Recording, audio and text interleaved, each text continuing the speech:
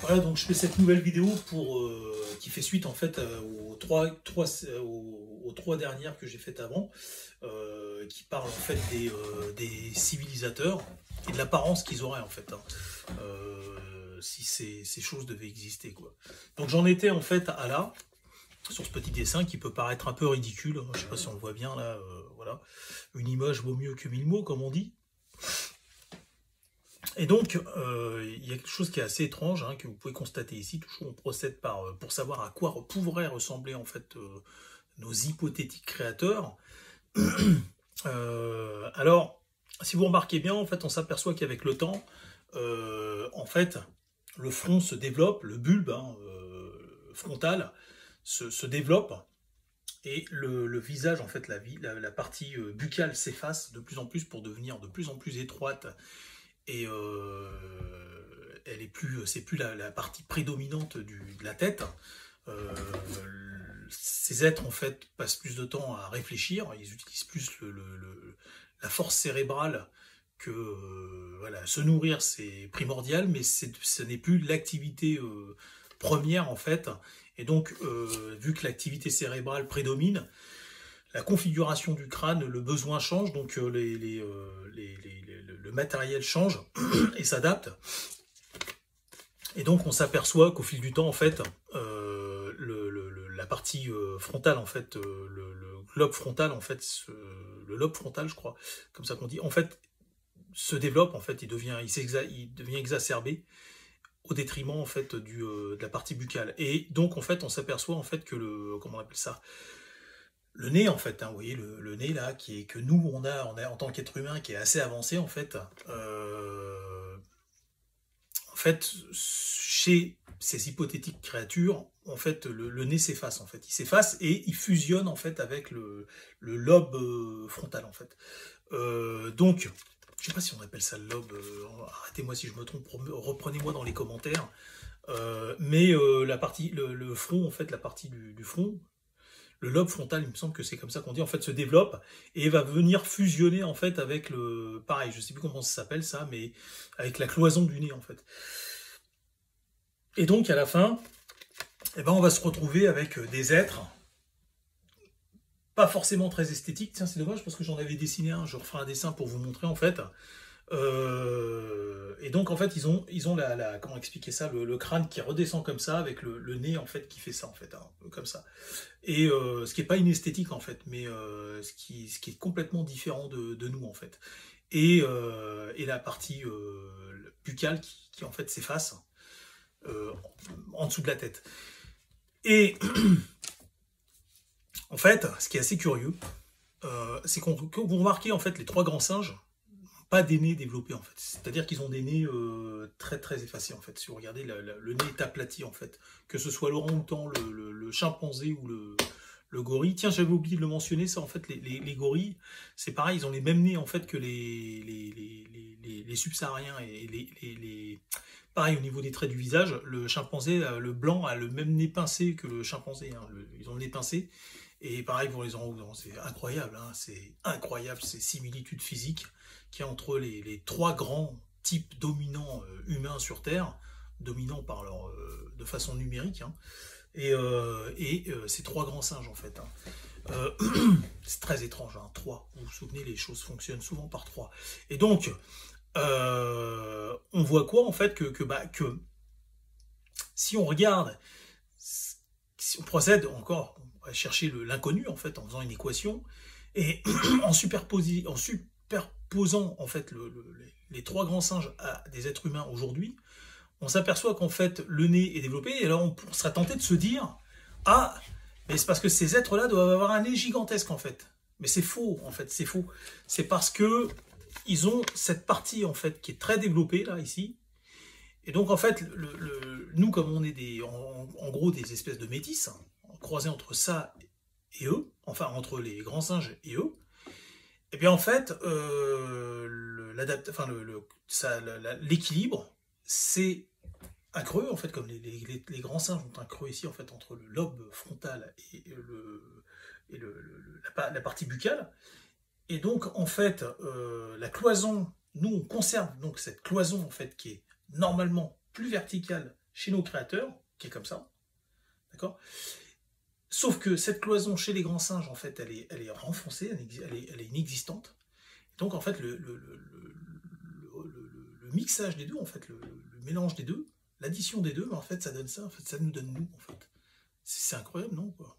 Enfin, je veux dire, alors vous allez me dire, c'est que des hypothèses, mais enfin, si ces êtres existaient, c'est à ça que si ces êtres faisaient une fusion en fait avec les trois grands singes, c'est à ça qu'on ressemblerait. C'est ce que vous avez en face de vous là.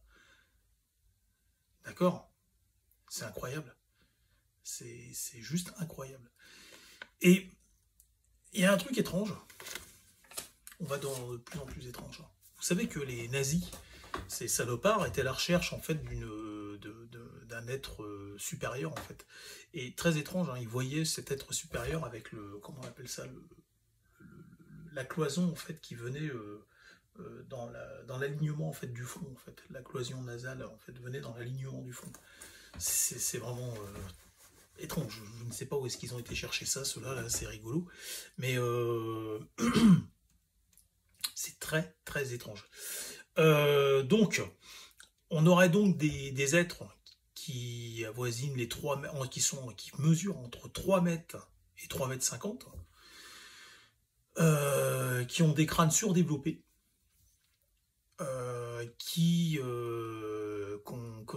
ressemblent aux grands gris, enfin aux petits gris. Hein. Petits gris, je sais pas, il y en a qui disent qu'ils sont grands, il y en a qui disent qu'ils sont petits. À chaque fois, c'est des témoignages de rigolo. De rigolo, je sais pas, mais à chaque fois, il n'y en a pas deux pareils. Enfin, après, on ne sait pas d'où sortent l'imagination de ces petits gris. Il y a peut-être quelqu'un qui a sorti ça, une connerie comme ça, dans les années 60.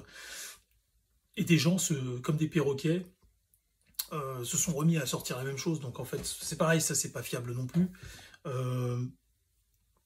Mais on a quand même des choses étranges.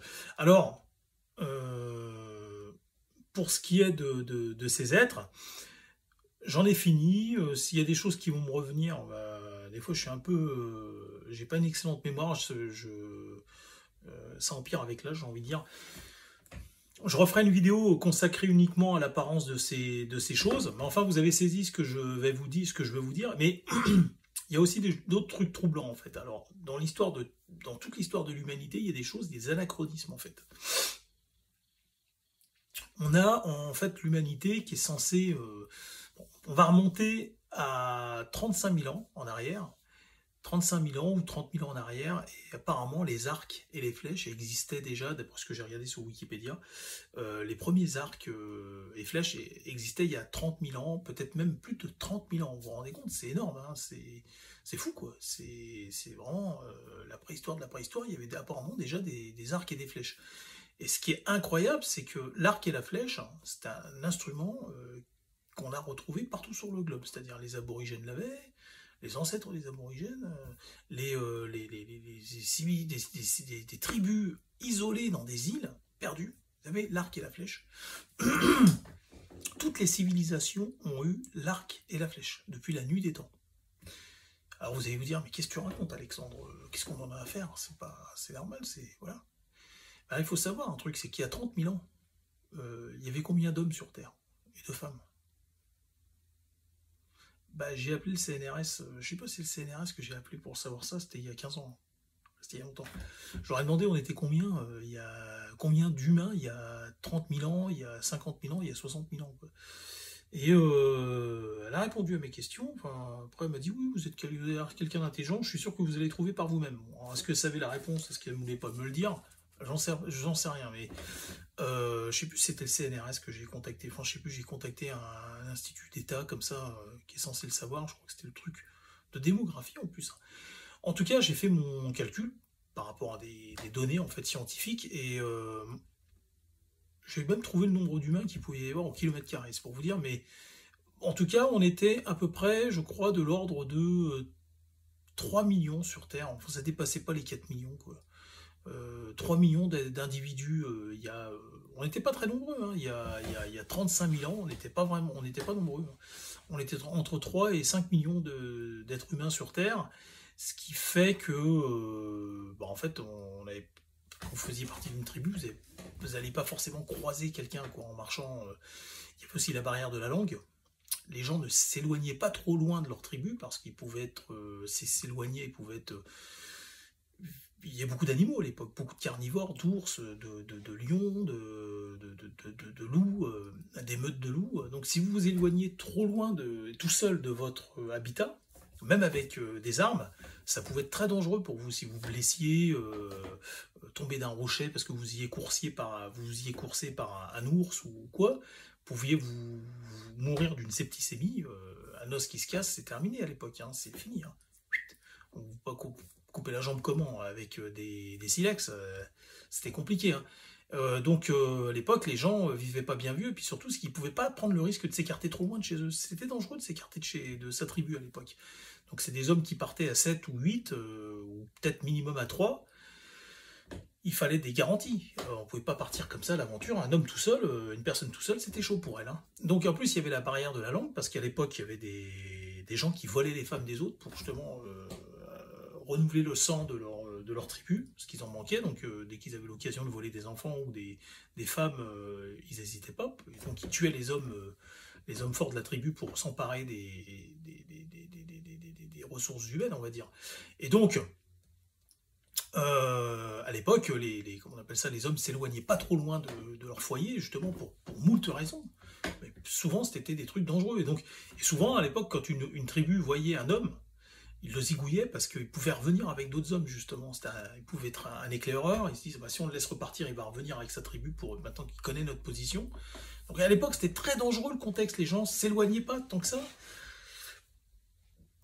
Il y avait les gens. La barque est apparue. Les premières embarcations sont apparues il y a 10 000 ans. Donc, comment l'arc et la flèche a pu traverser les océans et parvenir dans les endroits les plus reculés du monde, en sachant que les gens ne s'éloignaient pas trop de chez eux, il y avait la barrière de la langue, c'était dangereux de s'éloigner et tout, c'est ce que j'essaie de vous faire comprendre, et en plus, il n'y avait pas d'embarcation. Comment l'arc et la flèche ont fait le tour du globe il y a plus de 30 000 ans, et comment la roue et la métallurgie, il faut savoir que les Aztèques dominaient la métallurgie avec l'or, et autres, je crois, mais l'or, en tout cas. Et les Aztèques, qui étaient en corrélation avec des tribus d'Amérique du Nord, parce que les Aztèques, je crois, faisaient partie, au Mexique, c'est l'Amérique du Nord, le sud du Nord, mais c'est l'Amérique du Nord quand même, mais il n'y a pas eu d'échange, en fait. Pourtant, ils étaient sur les mêmes terres, il n'y avait pas de barrière, il n'y avait pas ces frontières à l'époque. Il n'y a pas eu d'échange. Ça, c'était il y a 10 000 ans. Il y a 5 000 ans, il y a 2 000 ans. Les Aztèques, ils ont disparu après Cortés. C'est au Conquistador, c'était il n'y a pas si longtemps que ça, c'était il y a 500, 600 ans. Des Indiens, des tribus, des steppes, des grandes plaines américaines ne dominaient pas la métallurgie, mais juste à côté, dans le sud, les Aztèques dominaient la métallurgie. Il n'y a pas eu d'échange. On a des peuples qui dominaient la roue, et des peuples d'à côté qui pourtant n'étaient pas si loin que ça, ne dominaient pas la roue, enfin, c'est-à-dire qu'ils n'en avaient pas connaissance. Et les hommes étaient beaucoup plus nombreux. Donc il y a un échange, forcément, mathématiquement parlant, il y a un échange qui est forcé de s'opérer, quoi. L'arc et la flèche, j'arrive pas à comprendre. L'arc et la flèche, comment l'arc et la flèche ont fait le tour du globe avec 3 millions d'habitants, qui ne parlent pas la même langue, qui ont peu de chances de se rencontrer, pour les raisons que je vous ai évoquées, et je ne les ai pas toutes évoquées. La barque, les premières embarcations dignes de ce nom, les pirogues, quelque chose qui ressemble à une pirogue, ne sont apparues il y a 10 000 ans. Mais l'arc et la flèche, 20 000 ans avant, plus de 20 000 ans avant, a réussi à faire le tour du globe. Alors tous les hommes ont eu cette illumination et se dire, tiens, en prenant des tendons, des machins et tout, on peut lancer et faire un truc.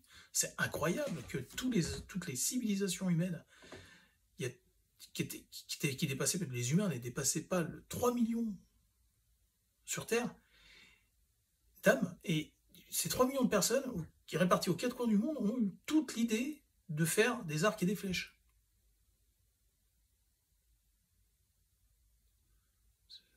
C'est incompréhensible. Si c'était le cas, alors ça voudrait dire qu'en fait, la technologie était exponentielle, c'est-à-dire que plus il y aurait eu d'êtres humains répartis sur le globe, plus la métallurgie, la roue, toutes ces inventions, en fait, auraient fait le tour du globe très vite, ça sera embrasé, et ça n'a pas été le cas, en fait. Et pourtant, bien plus longtemps après, des milliers d'années après, on a des populations qui sont collées à d'autres qui dominent la métallurgie, et d'autres qui ne la dominent toujours pas. Il n'y a pas d'échange, en fait. Alors comment l'arc et la flèche ont pu faire le tour du globe? Vous allez me dire que je bloque là-dessus, mais il y a des non-sens, en fait. Il y a des choses que j'arrive pas à comprendre. Je vous rejoins, je vous dis à bientôt.